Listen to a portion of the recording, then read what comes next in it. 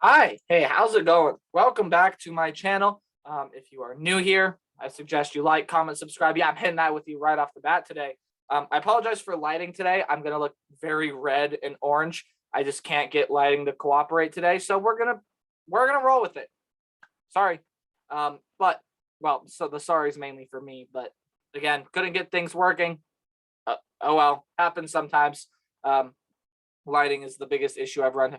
Anyways, you're not here to listen to me complain about YouTube problems. You're here to listen to me review some games, right? A lot of games happened this past week. Again, had another slate of Maction games, which is what we're going to get started off with. But there are also a lot of exciting games. And we had our first COVID postponement of the year, and it's week 11. I'll talk about that one towards the end of the video. You see it right there.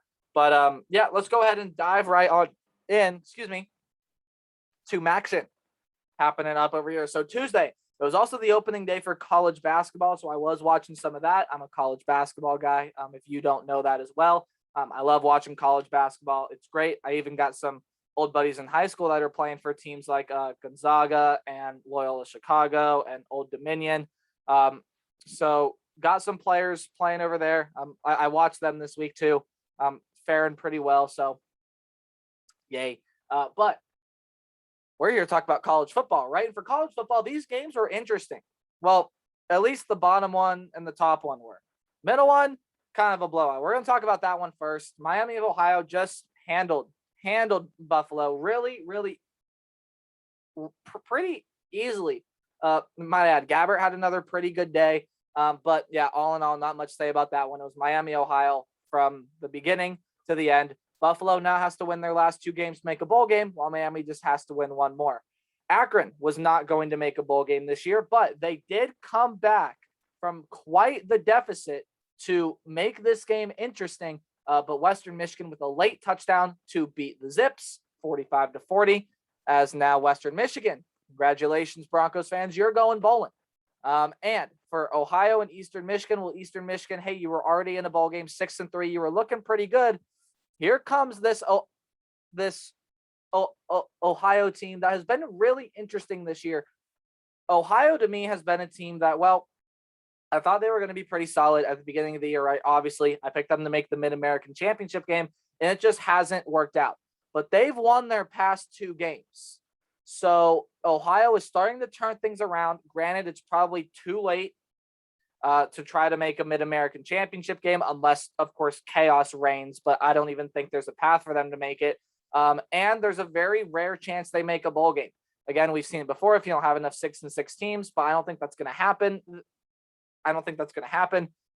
So with Ohio, now it's just a chance to build momentum for next year. Pile on these good wins. That's what they did against Eastern Michigan in this game. Games now on Wednesday. Toledo and Bowling Green. This one was never in doubt from the start either. Bryant Kobach continues to be fantastic for Toledo. He had 2 rushing touchdowns in this game on 19 carries. And the Rockets win that one big. Northern Illinois, how about a story this year, huh? The Huskies sitting now at 7-3, a very impressive record for Northern Illinois. Ball State, there it goes. When I record, I just drop things. I don't know what happens. Ball State, 5-5 now. Got to win one out of your last 2 to make a bowl game. But Northern Illinois, their kicker, John Richardson, plays hero again. A game-winning 32-yard field goal on a beautiful Wednesday night in Chicago. It's not in Chicago, Northern Illinois. I forget what city it's in, but it was a beautiful Wednesday night, and Northern Illinois fans got to go home happy. Game-winning 32-yard field goal from John Richardson wins the game.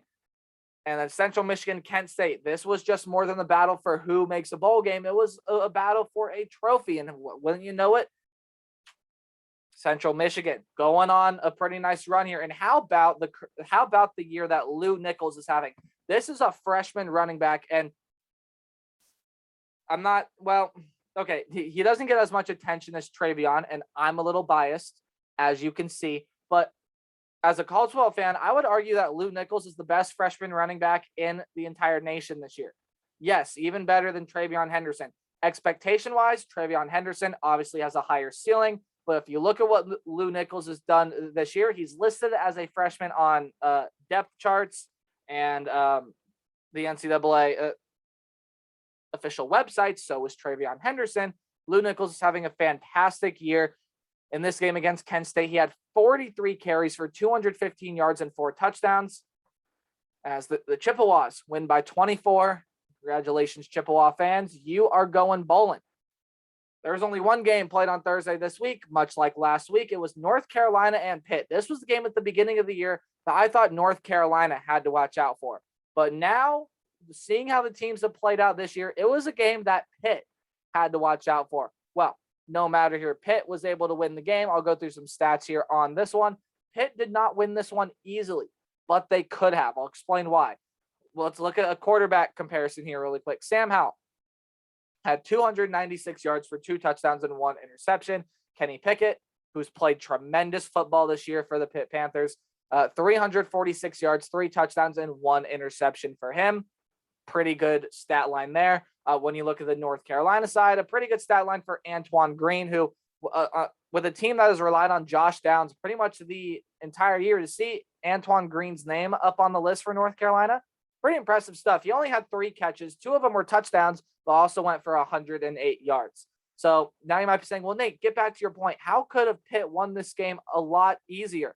Well, Sam Scarton, the field goal kicker or the place kicker for Pitt, did not have the best day. Did miss an extra point that would have prevented overtime had he made that, and also went 1 for 3 on field goal attempts in regulation. Of course, Pitt scores in overtime. That's the only points in overtime, and they win it. So the 21st ranked Pitt Panthers surely to move up in the rankings after this week as well. Now seeming like maybe the favorite to win the ACC, although we'll get there, right? There's a game over on this side of the board that was pretty exciting to watch, but Pitt survives. They definitely could have played a better game, especially kicking wise, but overall, this is not a bad win. Again, North Carolina is not a bad team necessarily. They just been a disappointment from the expectations we put on them in the preseason, right? But this is a really good win for Pitt, and we're going to move on now. Friday, Cincinnati. So Cincinnati moves to 10-0 after this game, and if you watch the entire game, when you look at the first quarter, you were probably thinking to yourself, okay, great, fantastic. This is going to be another chance for the committee to shoot down Cincinnati because they didn't play the first quarter well. It seemed like South Florida had something going. You know, maybe had something cooking, maybe an upset brewing here in South Florida. Nope. Cincinnati takes over in the second quarter and they don't look back. And this was the best football that Cincinnati has played in probably a month. This is the best football Cincinnati's played in a month. And now with another game result, we'll get to it, Cincinnati's playoff chances have steadily gone up. So next week they get SMU. That's a pretty important game. I know SMU's not ranked, but they're sitting at 8-2 right now after the win that we'll talk about later as well. And then more likely than not, they will get Houston in the American Athletic Championship game. So still then they play East Carolina, and then more likely than not, it's Houston. So still some interesting games for Cincinnati. We'll see how it goes. But they do get the win here more convincingly than they usually get, than they have got a win in previous weeks. I still think you got to watch out for the Bearcats team. Okay, looking at this game here, Boise State, pretty easy win here for Boise State, in my opinion. Yes, Wyoming battled back and forth, but nothing ever really gave you the sense that Wyoming was in control of this game. It really was Boise State that was going to win this game from start to finish. And Bronco fans, probably later than you would like to get it, but you are going back to a bowl game yet again. So Boise State gets the win there. Okay, time for the Saturday slate. This was the game that went final first. It was Louisville and Syracuse. And how about this, huh? Both teams now sitting at 5-5.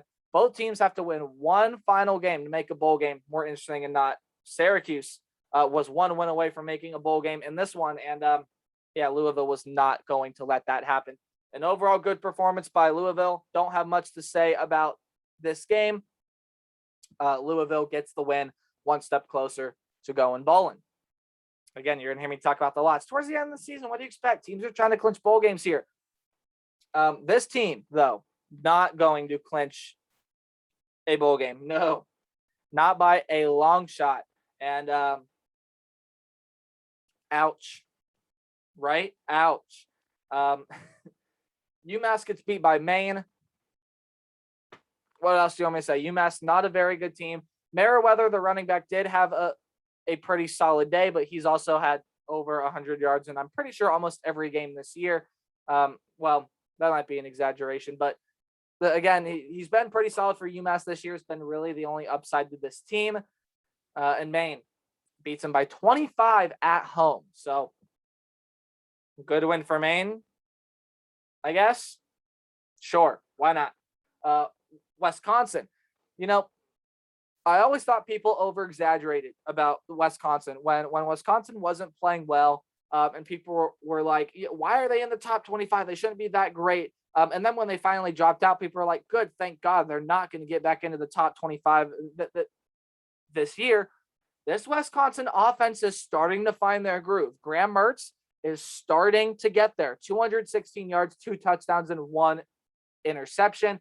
And Braylon Allen. So now with Ches Malusi out for the year, they're going to be leaning on Braylon Allen. And, well, he did fantastic in this game here against Northwestern. 25 carries on 173 yards and 3 touchdowns. So great day for him. Good day for Wisconsin. The defense is still playing fantastic, but this Wisconsin offense is starting to find their groove, and now they've taken control of the Big Ten West division. So we'll see what happens with Wisconsin down the road. Again, you have Nebraska and Minnesota left on the schedule for Wisconsin. So again, we'll see. Kansas State. This has been quite a story this year as well. I didn't think Kansas State was going to be too terrific.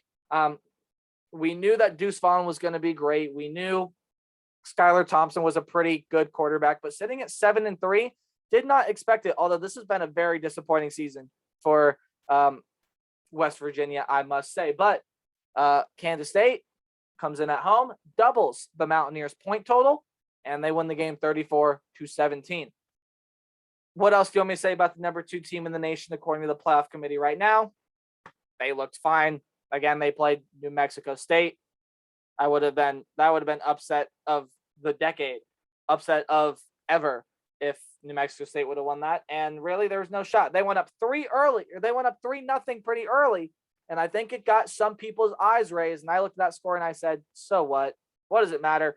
59 unanswered points. Bama rolls. All right, second column now. We got right up here. East Carolina and Memphis. The Memphis defense really did keep them in this game. They had 6 sacks, 10 tackles for loss, and 5 quarterback hurries. You say, well, why did it keep them in the game? Because the time of possession was very lopsided. You remember the time of possession of the Army Wake Forest game? I mentioned it in that video just a couple weeks ago. 42 minutes and 47 seconds time of possession for the Pirates. And for Memphis, that means 17 minutes and 13 seconds. That's all they had the football for. Their offense, of course, we know with Hennigan at quarterback, they can do enough to score. But the defense for me really was the story in this game, because East Carolina was doing some really nice things on offense, but Memphis able to maintain control. East Carolina gets first possession in overtime. They go and they score, and then Memphis goes and scores, and they're like, screw it. Let's go for the win. Let's just see what happens. Let's go for the win. Not the first time you're going to hear me say that today. Don't worry. We'll get to that game. We'll get there. But Memphis does not get there. East Carolina holds strong, and they end up winning a thriller in overtime against Memphis. This was the game, though, that caught everybody's attention this week. Everybody's eyes were on this game. And there was a play at the end of the game that we will talk about. I assure you, Oklahoma fans, I think you know what that is. But Baylor fans, you got to be happy with the win, right? And even with that field goal, gone in, not gone in, whatever. But let's talk about some stats here. So Caleb Williams came into this game, and Oklahoma just looked flat. They did not look ready to play this game. They did not look great. Caleb Williams had 146 yards, no touchdowns, and 2 picks. Not a great stat line. So what do? Oh, they flip them. Spencer Rattler is coming into the ball game now, 36 yards. That's all Spencer Rattler could muster up was 36 yards. No spark provided to this team at all. So now if you're Oklahoma, well, what do? Because their defense could not stop the run in this game. They managed to slow Gary Bohannon down to only 117 yards, 1 touchdown, and 1 pick. But Gary Bohannon on the ground had 9 carries for 107 yards and 2 touchdowns. And then Abram Smith, who was the leading rusher in this game, did not get into the end zone, but 148 yards on 20 carries. Oklahoma could not stop Baylor's rushing attack, and that is why Baylor won this game today. Baylor also was the overall better team, period. End of story. Now, does this mean that Oklahoma's playoff shots are dead? I don't think so, but I think it's going to be very hard for them to get into the playoff because now you have to compete with, of course, the SC champion, which you're not going to get in over them if there's that conversation. The SC champion is in. Maybe you have to deal with the SEC runner-up in case if it's Georgia, then Georgia is in. This has already been established, but now you also have to compete with the person coming out of the Big Ten. Well, they're going to get in. Oregon, Cincinnati now starting to get back to form as well. So for Oklahoma, your path to the playoff looks pretty shaky. And even then, your spot in the Big 12 championship game is still not guaranteed. Why? Here's why. If Oklahoma loses to Oklahoma State in Bedlam in a couple of weeks, couple days after Thanksgiving, if Oklahoma State loses that game, or if Oklahoma loses that game, Oklahoma State wins out, Baylor wins out, it's Oklahoma State and Baylor in the Big 12 championship game. So Oklahoma might not even win the Big 12 this year, let alone make the college football playoff. So that's something that is going to be very interesting to watch for Oklahoma. We'll see if they can get things turned around. But for Baylor, this is a massive win. Big 12 championship hopes are alive for the Baylor Bears.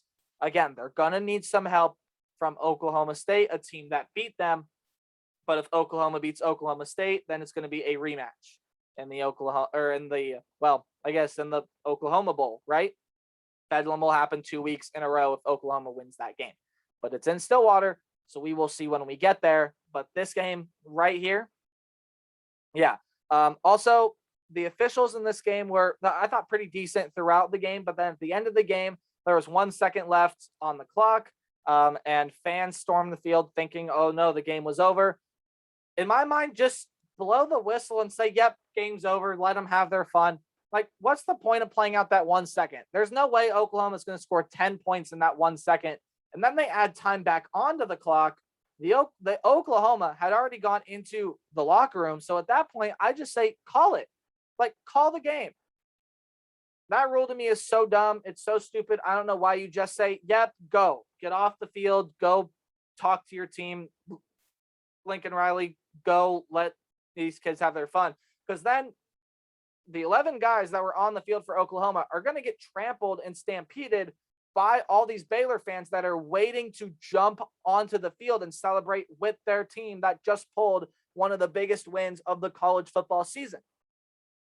I don't get it. I also didn't get the late field goal at the end of the game. It was mainly like, yep, give your freshman kicker some confidence. Here we go. I don't like it. Again, there is that sportsmanship aspect to it. So, like, while I get it and I get why it was done, I don't like the move. I understand Lincoln Riley's frustration with that, but Baylor pulls off a very significant win here this season. Man, isn't this season fun, huh? Well, not fun if you're an Oklahoma fan this week, but for Baylor, that's a really, really nice win. Okay, moving on here. We are going to fly through some games. I apologize. That one took quite a bit, but there was a lot I wanted to talk about in that game, right? Houston continues to look like they're going to make the American Athletic Championship game. They beat Temple pretty handily, and Rutgers handled Indiana. Indiana's going to go down as the biggest disappointment of 2021. It's not been all their fault. Penix has been hurt, and then their backup Tuttle has been hurt as well. But for the most part, Indiana just has not played up to expectation, period. Yes, your quarterback got hurt. but Michael Penix usually does get hurt at some point during the season. You would have liked to have him healthy, sure, but this performance right here, just no. Rutgers is 1 win away from making a bowl game. How insane. The probably most likely win out of that is Maryland at the end of the year, and I'm kind of rooting for Rutgers to get there. It would be awesome to see Rutgers back in a bowl game. I think this team is very competitive. It plays with a lot of heart. We'll see if they can get there. But Indiana, what a disappointing year for the Indiana Hoosiers. I don't think Tom Allen is going to be gone or anything. I mean, he might, who knows, but I don't think Tom Allen is going to be gone, but I do think now the expectation is that Indiana is an 8-14 year in and year out. I think that is the expectation. We'll see what happens with Indiana later, but again, this season has been disappointing. This season's also been disappointing for Clemson, but hey, they're starting to get things moving as well. Granted, they did just play UConn, and of course, they win the game pretty easily. And that's what you want me to say about this game too, right, Florida fans? Yeah, you were hoping for you to click on this video before Saturday and say, yeah, he's going to say Florida won easily. Look at us. No. So Florida fired their defensive coordinator and their offensive line coach just after that loss to South Carolina. And this game, I don't know what happened to Florida here in this game. To be honest with you, I didn't watch a whole lot of the game, but when Samford got it by 14 points, I did flip this game on because, wow. I'm going to rattle off some stats here for this game because this one was interesting. Liam Welsh, who's the quarterback for Samford, had 400 passing yards, 3 touchdowns, and 1 pick, along with 16 carries, 65 yards, and 2 touchdowns. Montrell Washington was his favorite target, 10 catches, 124 yards, and a touchdown for him. On the other side, though, for Florida, it didn't look like this team gave up on Dan Mullen quite yet. Emory Jones, very good stat line, 464 yards, 6 touchdowns, along with 10 rushes for 86 yards and a touchdown as well. Damian Pierce out of the backfield, 7 carries for 78 yards and 2 touchdowns. And then Kamor Gamble, six catches for 122 yards and 2 touchdowns for Kamor Gamble from the tight end position. But this performance for Florida is worrying, because you easily should have beat Samford by more than 18 points, let alone give up 52 to an FCS school. That is not that great if you see by that record there. Only sitting at 4-6. Yep, not that great. So things definitely need to get figured out for Florida. Is Dan Mullen gone after the year? I think that's a conversation we can have later. As of right now, though, I don't know.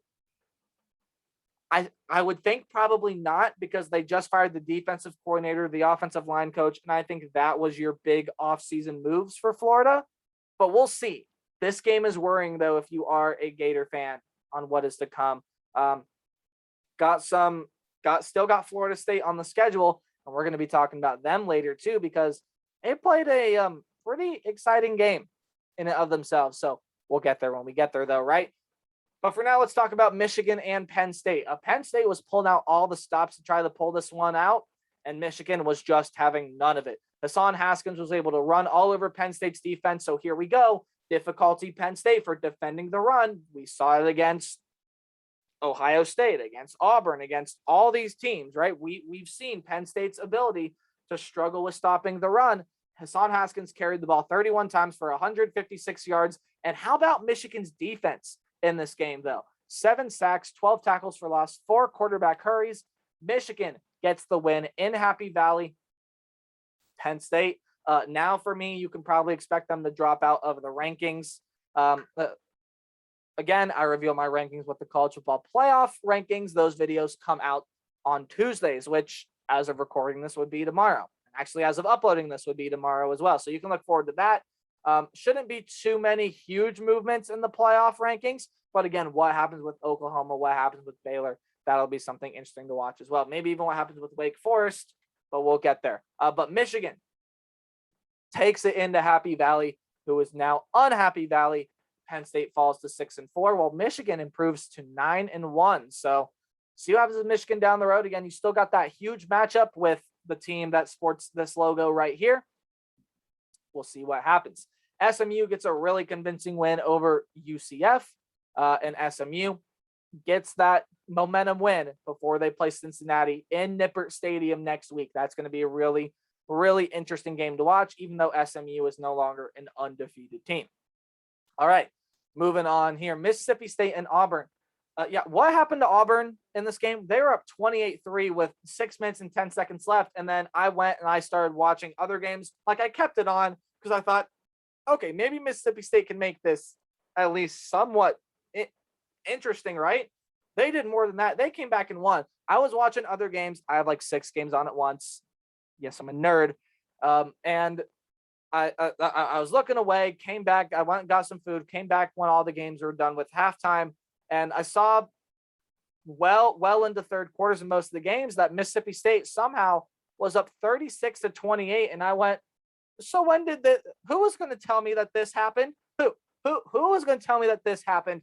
And apparently it was no one. I found out for myself, and it was very surprising that Auburn now has dropped their last 2. They are now 6-4 on the season. So, Auburn has not been playing well the past couple of weeks. They let this one slip. Mississippi State, congratulations. You're going to a bowl game. But Auburn, you wanted a better day out of most of your players, and especially just being able to keep that lead. If they would have kept that lead, I would come in and say, all right, well, Auburn beat Mississippi State. Let's move on. But now this right here is interesting because Auburn still has the chance to play world beater when they play Alabama. But now I don't know how much that chance is going to happen, because if they get up to a big lead against Alabama's a team that can come back, punch you in the stomach, and not care and just keep going past you. So this game is worrying if you're an Auburn Tiger fan. I do really like this Auburn team this year. I think when they play well, they're a very, very good team. You guys know this. I usually have them rated higher than all the polls. But spoiler alert, I've dropped them out of my poll this week. Yeah, that's how worried I am about this Auburn team. We'll see if they can get it turned around. Hopefully. We'll see, though. Rodgers had a good day, threw for 6 touchdowns to Bo Nix's 2. And Mississippi State pulls off a really good comeback. So I'm talking about how bad of a loss is for Auburn. This is a really good win for Mississippi State. All right, let's keep going here. Army beats Bucknell. Nothing really surprising there. Coastal Carolina was playing without Grayson McCall in this game, and I read a report that's saying he might be done for the rest of the year. And Georgia State says, hey, we'll take full advantage of that. And they come in on the road to Conway, and they are able to beat Coastal Carolina. And so Coastal Carolina probably now not going to be making the Sun Belt Championship game. So there's that for you. All right, Western Kentucky able to handle Rice. Pretty easy win for Western Kentucky there. Utah struggled a little bit with Arizona, but thanks to the play of Cam Rising, thanks to the play of TJ Pledger, and also thanks to the play of some special teams. Well, there's a special teams play that went against Utah as well, right? There was the blocked punt return for a touchdown that gave Arizona their final with 29 points. But Utah came back, drove down the field, and scored, put the game away. Overall, I thought Utah had a pretty solid day, but Arizona just played some really good football. And again, they were looking for their second win, get the winning streak. They just ended the nation's longest losing streak. Well, they might just be starting a new one all over again. Arizona loses this game. And if you're an Arizona fan, you have to feel like it was right there. It was right there. But Utah wins it. Now has a really interesting game coming up next week that I will talk a lot more about on Thursday. Rolling through a lot of games here. I spent a little more time than I wanted to on this part. So we're going to roll through them. App State beats South Alabama. Pretty easy win for App State there. They look like they're going to make the Sun Belt Championship game. Middle Tennessee beats Florida International. And actually, Butch Butch Davis says he's not going to come back as the head coach because he feels like that the program is being tampered with. Because again, remember about a month ago, maybe a month and a half ago, I said this team plays with fire. They play with energy. They're going to start winning games. It hasn't happened. So interesting comment made by Butch Davis on the fact that the program might have gotten tampered with. So we'll see what that leads to, if it leads to anything. But Butch Davis, all we know, not coming back as head coach of the Panthers next year. UAB wins a close one versus Marshall. UAB was in control for the most part of this game and able to score late to really put this one away as they beat Marshall. UTSA in the early going struggled with Southern Miss, but they're able to find a way, get the win. They struggled stopping Frank Gore Jr. He had 20 carries on 123 yards and 1 touchdown. But meanwhile, again, the trio that plays for UTSA took over and won this game for the Roadrunners 27-17. They stay undefeated now at 10-0. Boston College, again, Phil Jurkovic is back playing football, and he looked real good this week. 310 passing yards for 2 touchdowns, and on the ground, 8 carries for 71 yards and 3 rushing touchdowns as he leads his Eagles to a win over the Yellow Jackets. And then the final game down here, a game that really doesn't have much importance. Georgia Southern beats Texas State. All I got to say about that one. Let me switch sides now, and we will talk about the game that you see up top there. It is Duke and Virginia Tech. Virginia Tech did a really nice job of limiting Mateo Durant in this game, and they get the huge blowout win. Now 1 win away from bowl eligibility. Louisiana looking like they're going to get back to it, or looking like they're going to get into a Sun Belt championship game. They win 35-21 over a feisty Troy team, and a very good win there for Louisiana.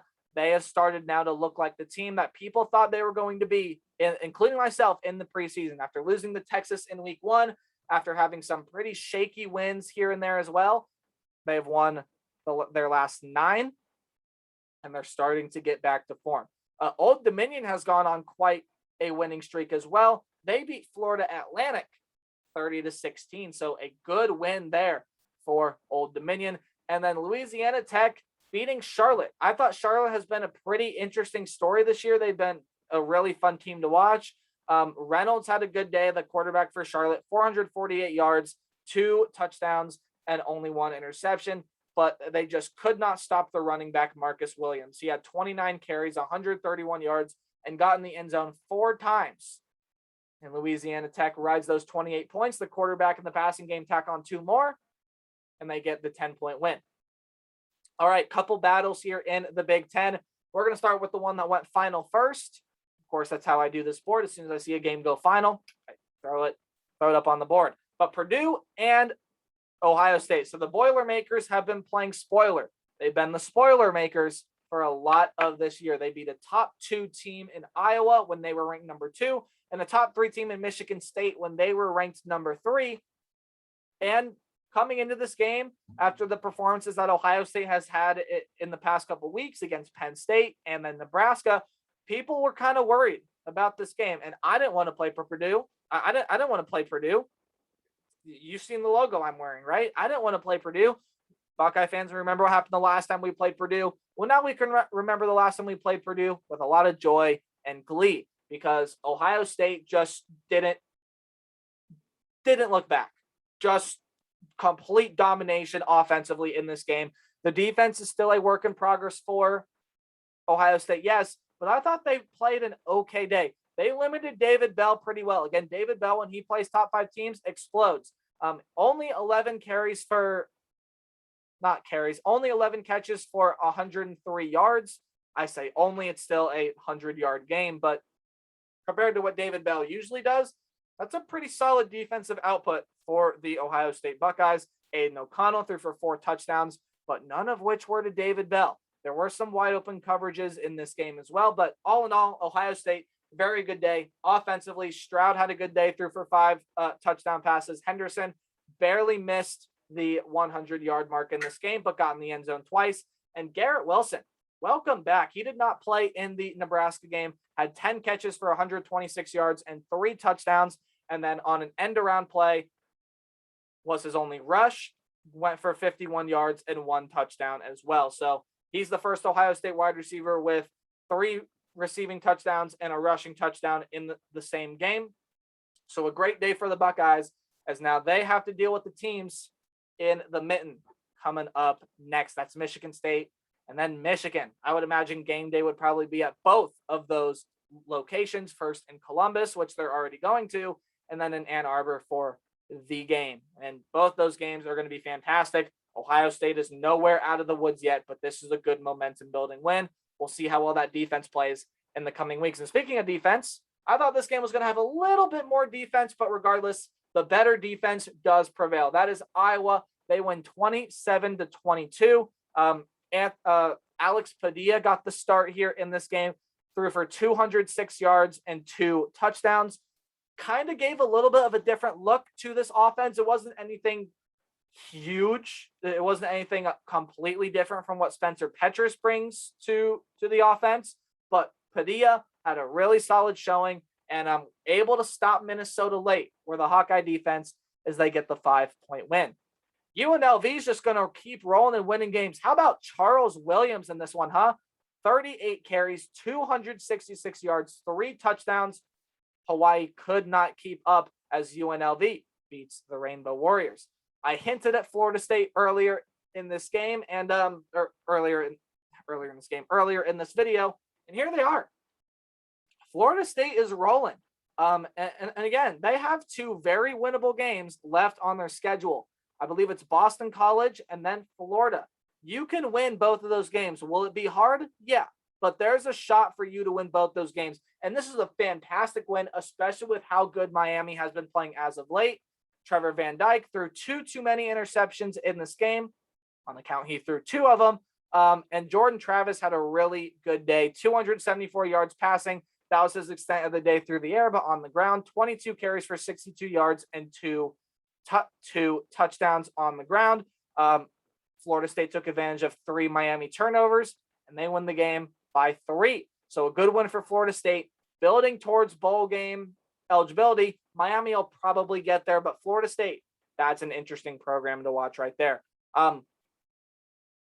Iowa State and Texas Tech. Texas Tech controlled most of this game, but Iowa State was battling back, and they tied it up with a field goal late in the second half. And I was like, okay, I was all ready for overtime. I was ready for this game to go in overtime. Can Iowa State complete the comeback, or can Texas Tech hold on? Well, Jonathan Garabay had other ideas. And if you don't know who Jonathan Garabay is, he might as well be the next Justin Tucker or Matt Prater, because this is the most unbelievable college kick I've ever seen. 62-yard game-winning field goal for the Texas Tech Red Raiders. Derwake, hi, buddy. Let me know how you feel about that one if you ended up watching this video and you got this far.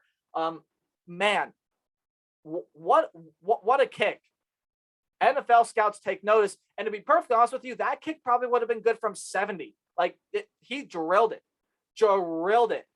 Everyone's talking about the punter for this team, Matt Ariza. I think we need to give Jonathan Garabay a little bit of love here, because that kick, incredible kick. If you are an Iowa State fan, what more can you say about that kick? It was just incredible. Garabay going down in the Texas Tech book of legend forever, as the Red Raiders win in a stunning way. Okay, moving on now. Missouri and South Carolina. Tyler Beatty, Missouri rode him to this win. 34 carries, 209 yards, only got in the end zone once, but South Carolina could not stop the run game for Missouri, and Missouri ends up win. Now both teams sit at 5-5. Gotta win one more. Georgia. Speaking of one, the number 1 team in the nation, the Georgia Bulldogs. We wondered how Georgia was going to play once they faced a team that could score. Apparently, pretty darn well. They only limit Tennessee to 17 points, and they score 41 points of their own, as Cook had a really good game, 2 rushing touchdowns and 1 receiving touchdown. The Georgia defense, 6 sacks, 9 tackles for loss. But if you want to take something negative away from this game, and I don't know why you would want to, but just in case, Cedric Tillman for Tennessee had 10 catches for 200 yards and 1 touchdown, the most yardage by any single player, not a quarterback, by a skill player that has been gained on Georgia this year. So again, we'll see what happens with Georgia faces an elite offense like an Alabama, possibly an Ole Miss, maybe an Ohio State later down the line, right? We'll see. But again, Georgia, a win is a win is a win. They keep on winning. They move to 10-0. Rolling through a couple games here now. North Texas beats UTEP, a good win there for North Texas as they have put together a win streak of their own. I believe they've won their last 3 games, trying to make it into a bowl game. This was the North Texas I thought we were going to see before the season started. They're starting to get the form. Another overtime game this week. Tulsa able to beat Tulane in overtime, and Tulane looked like world beaters against Oklahoma, and now we found out they're just not that great, right? Okay, Michigan State, some great performances here by some skill players. Kenneth Walker still leads the nation in rushing yards. He had 30 carries for 143 yards and 2 touchdowns. And then Jaden Reed, 8 catches for 114 yards and 2 touchdowns. Jalen Naylor didn't play in this game, didn't play in the Purdue game either. And little is known about his health. So we'll see if he's ready to go, if he's ready to play in the game against Ohio State next week. I would imagine that he's ready to play and ready to go, but we'll see, right? Arkansas State gets their second win of the year. Rodriguez actually came back and played. So Rodriguez, the quarterback for ULM that was hospitalized after a game, came back to play in this one. He played, well, not as good as he was, but still came back and played, right? So an incredible story by that young man right there. Great perseverance for him. But his team did come away with the L in this game. Now have to win your last 2 to make it to the bowls. Oregon State clinched a bowl spot this week as they get a really, really nice win here against the Stanford team that is now 3-7. So if you're looking at the playoff picture right now and you're looking at Oregon, they have the best win out of anyone up there. The team that's right below them in the Ohio State Buckeyes. Of course, they beat them in Columbus and they dominated that game. But they also have the worst loss out of any team currently in the top 10. They lost to Stanford, and they're not going to make a bowl game this year that is final.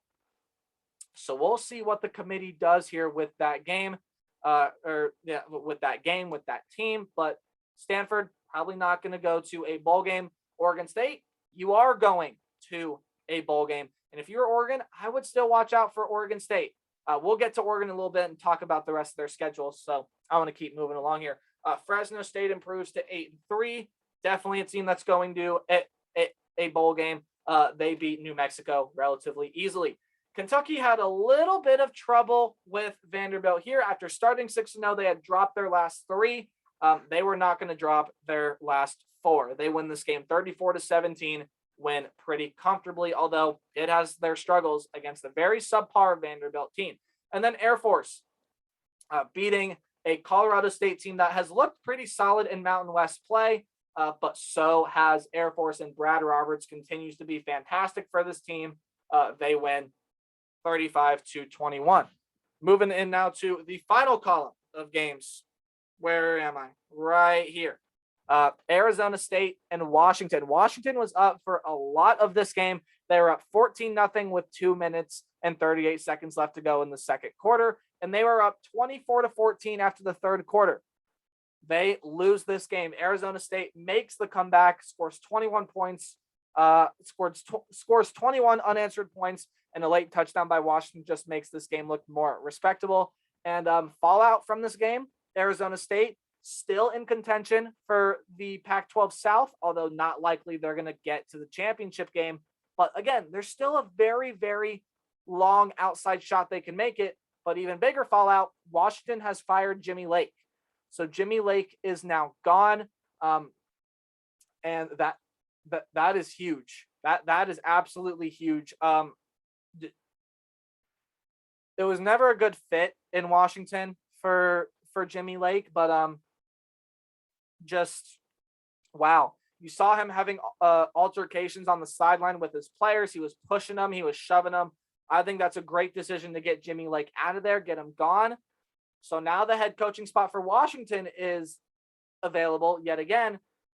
And we'll see if anyone wants to take it, right? We'll see who takes it. If someone wants to take it, we'll see what happens, and maybe where Jimmy Lake goes. I think that's another interesting thing to watch. But keep an eye on it. Jimmy Lake is out after Washington blows a lead. You know who didn't blow a lead? Notre Dame. And I thought Virginia was going to be a lot more competitive, but Brennan Armstrong didn't play in this game.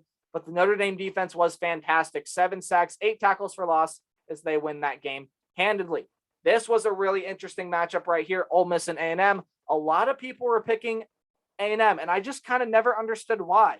This team relies too much on the rushing attack, something that Ole Miss has gotten a lot better at defending. And while Ole Miss is not a great pass defense, Zach Calzada has not played that well this year either.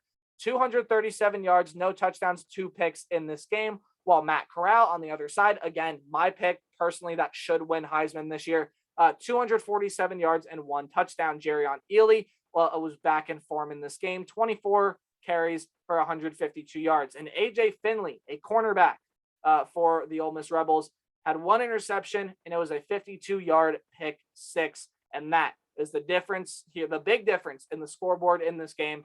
Ole Miss wins. They also got a defensive safety in this game as well. So some huge plays by Ole Miss's defense and special teams win them this game here over Texas A&M. Now Texas A&M cannot, well, very outside shot again of getting into the SEC championship game.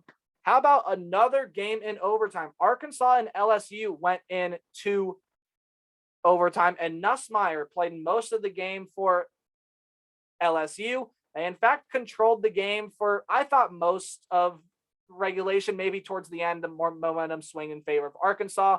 But Nussmeier, throws one of his 2 interceptions at a crucial time in overtime, and Arkansas kicks the game-winning field goal to win the game in overtime. Now Arkansas has to go to Tuscaloosa to play Alabama next week. That is going to be a very hard game for them. Should be a pretty interesting one to watch, though, and we'll see what happens there. Oklahoma State absolutely demolishes TCU. Listen to this. Oklahoma State's team rushing offense. Are you ready for this? Sit down. Their team rushing on offense went as follows.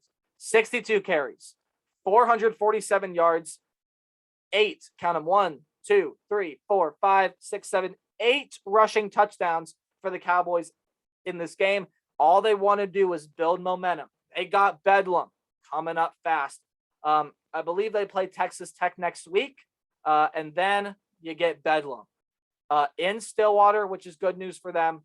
And after seeing the way Oklahoma played, I wouldn't be surprised Oklahoma State was favored to win that game. So we'll see, right?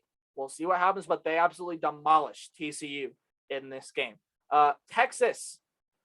Oh, Texas. I'm sorry. It's not funny. No, I take that back. It's extremely funny. What happened in this game? Texas defense, where were you? It was like they didn't even have guys out on the field. Allowed 57 points to a horrible Kansas team. Texas scores first in overtime. Then Kansas goes down and scores and says, screw it. We're Kansas. We're never going to beat Texas in the next 10 years. Let's try to go for it. Mainly because they didn't have the opportunity. They are not going to have the opportunities to beat Texas. That's why, right? Kansas wanted to get the win against Texas while they still could. They also wanted to get the win against Oklahoma while they still could. They almost got that one. They do get this one. 57-56 in overtime. Overall, though, pretty poor game by Texas and a really good game from Kansas made this one possible. So fantastic win for Kansas. Their second win of the year. Their only other win against South Dakota, which doesn't look like a bad win now either. If you know, you know. South Dakota had a really amazing Hail Mary play to beat their rival South Dakota State, who at the time was a number 4 ranked team in the FCS poll. Yeah, there you go. But I'm sorry, it's not funny, Texas fans, but it's funny. It's funny. Sorry. It's just funny. And Kansas wins that game. Wake Forest. Man, we saw what happened when Wake Forest played a good opponent in North Carolina. This was not as good. This is not as good as an offense from North Carolina and North Carolina State. but still an overall really, really good team. And Wake Forest, it went back and forth, but Wake Forest got ahead in this one late, and they didn't let this one slip away. I have some stats here. Devin Leary, 408 yards, 4 touchdowns, 2 picks, while Marcus Emezi, 10 catches for 133 yards and 2 touchdowns. And Sam Hartman, while he threw 3 picks, also threw for 3 touchdowns, and a great win there for Wake Forest. Fantastic win. So Wake Forest and Pitt now look to be on a collision course for the ACC title. And we will see what happens with those, right? We'll see what happens with those games. But for next week, I believe Wake Forest goes on the road to play Clemson. Interesting one to watch there for, right? We'll see. All right. UCLA able to beat Colorado. Colorado has had offensive struggles this year, and while they've been getting better, UCLA goes ahead and wins that game. This game right here, though, was very interesting to watch. San Diego State and Nevada. This game was going back and forth, but San Diego State able to pull away late, and they get the win over Nevada. Probably clinch that division in the Mountain West as well. That's a great win for San Diego State and Brady Hoke squad. Now on the cusp of a Mountain West title. We'll see if they can do it. We'll see. Meanwhile, Oregon, again, starting to get back to form. And how about the numbers from Anthony Brown in this game? 135 yards, 1 touchdown through the air, and on the ground, 17 carries for 123 yards and 1 touchdown on the ground as well. Oregon starting to get back to form. This game was likely for the Pac-12 North. So Oregon probably now, no matter what, will be making the Pac-12 championship game, but they have to go on the road and play Utah next week, and then they get Oregon State. These are 2 games that you do not want to overlook, because Utah, they're in the top 25. I think Oregon's going to be ready to play that game, but on the road, that's a tricky one. And then even Oregon State, I think, can be a tricky one as well. So we'll see what happens with Oregon down the road. And I honestly wouldn't be surprised if the committee switched Oregon and Ohio State this year, considering on what they did with Michigan and Michigan State. We think Michigan's the more complete team. You could argue Ohio State's the more complete team than Oregon, but because Oregon beat Ohio State, that's going to be like a little mini storyline that I'm interested in watching. But again, I have a say, or I guess I have an opinion on the matter. And then Utah State improves to 8-2. In my opinion, this team could also be a team that you could rank as a team in the top 25. Probably one more week before they get into the polls. That's what I'm thinking, at least. But this team, especially Devin Tompkins, has played exceptionally well. And they get the win over San Jose State. So there you go. There was my week in review. Oh, there are the teams on bye week. Of course, 3 undefeated teams left, and they are Georgia, Cincinnati, and UTSA. And then this game over here that got postponed. Yeah, there was a COVID problem at Cal, but don't worry. They're going to make it up on December 4th, as neither of them are going to be making the Pac-12 championship game. Okay, this video was over 50 minutes, and if you watched the entire thing, I don't know how, and I thank you for doing so. You must be really dedicated. And hey, those of you that just enjoyed this video, maybe you only heard me talk about 1 or 2 games, maybe just wanted to see the giant scoreboard, whatever have you. If you enjoyed the video, please leave a like, consider subscribing, share the video, ring the bell, comment down below. Anything you can, help support the channel. It does mean a lot to me. Remember to play hard, but tailgate harder. And I will see all of you guys tomorrow with my top 25 and the playoff top 25 reaction. Goodbye.